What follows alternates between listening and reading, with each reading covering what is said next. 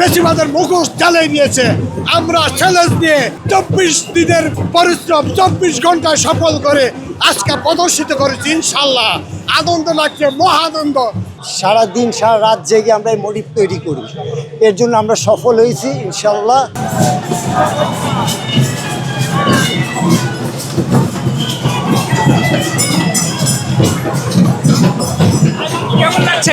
ভালো লাগছে, অতি কষ্ট করেছি। স্বৈরাচার আমাদের বেশিরভাগের মুখোশ জ্বালিয়ে দিয়েছে। আমরা চ্যালেঞ্জ নিয়ে 24 দিনের পরিশ্রম 24 ঘন্টায় সফল করে আজকে প্রদর্শিত করেছি। ইনশাল্লাহ আনন্দ লাগছে, মহা আনন্দ। শুভ নববর্ষ। এত নাচছেন কেন?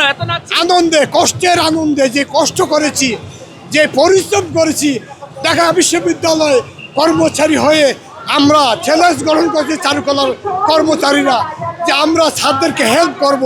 ইনশাল্লাহ আমরা সেই হেল্পের মাধ্যমে এই নববর্ষকে আমরা বরণ করে আনন্দিত। অনেক ভালো লাগছে। কেন এত নাচছেন কেন? অনেক ভালো লাগছে আমাদের। এত ভালো লাগার কারণ কি? শুভ নববর্ষ, ভালো লাগাই তো ভালো। এইটাই আমাদের সবচেয়ে বড় পাওয়া। আমরা অনেক কষ্ট করে 24 ঘন্টার মধ্যে ফ্যাসিবাদ সরকারের এই মডিফ তৈরি করি। আমরা 2 রাত 2 দিন এই সারাদিন সারা রাত জেগে আমরা এই মডিফ তৈরি করি, এর জন্য আমরা সফল হয়েছি ইনশাল্লাহ।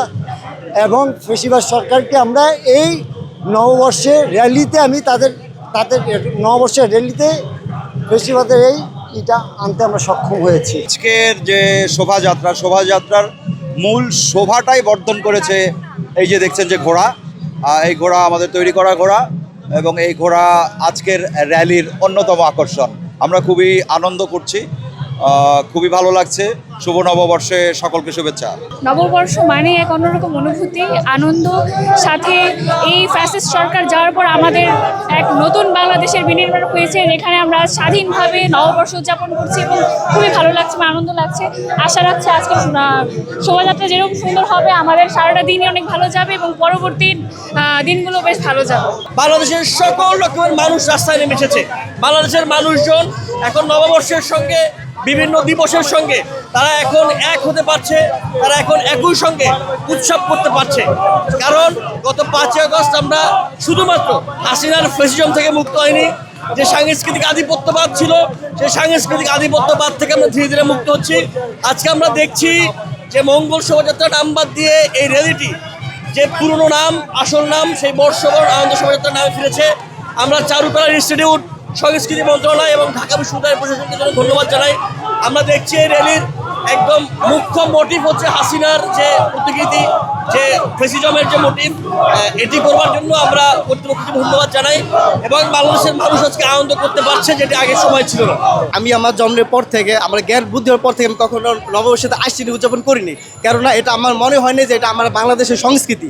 মনে হতো যে নির্দিষ্ট একটা গোষ্ঠীর জন্য এই সংস্কৃতিটা। কিন্তু এবার ফ্যাসিবাদ মুক্ত বাংলাদেশে প্রথম আমি পয়লা বৈশাখ উদযাপন করতে আসছি এবং আমার খুব ভালো লাগছে। এটা দেখে নেক্সট যারা ক্ষমতায় বসবে তাদের শিক্ষা নেওয়া উচিত, যাতে এভাবে কোনোদিন ফ্যাসিস্ট ক্ষমতা না থাকে।